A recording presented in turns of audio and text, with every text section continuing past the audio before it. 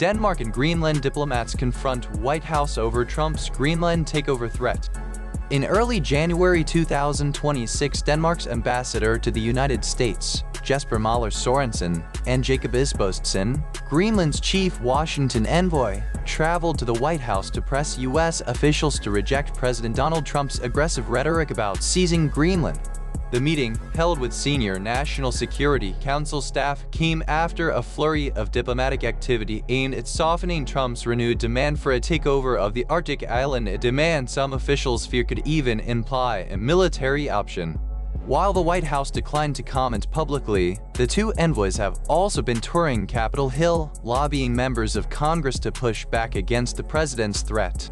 A senior U.S. diplomat, Marco Rubio, is slated to meet the Danish delegation next week, underscoring Washington's willingness to keep dialogue open.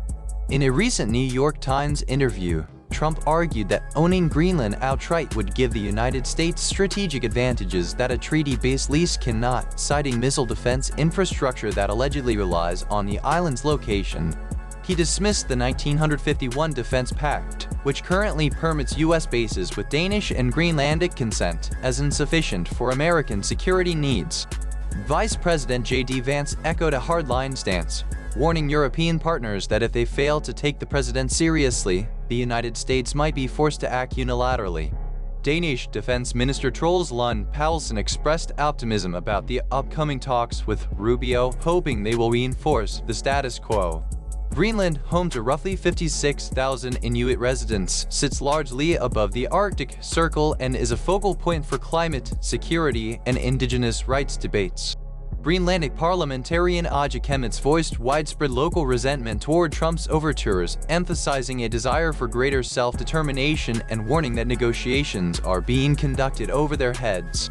She refuted claims that the island is swamped by Russian and Chinese vessels.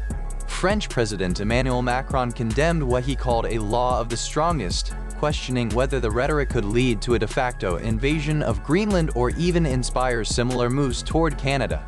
The European Council's Antonio Costa reinforced that any decision about Greenland must involve both Denmark and Greenland themselves.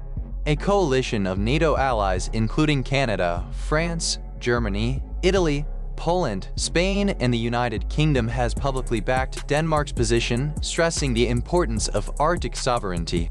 In parallel, Denmark has approved legislation expanding U.S. military access to Danish territory and announced a 14.6 billion kroner investment in Arctic surveillance, new naval vessels, long-range drones, and satellite capacity.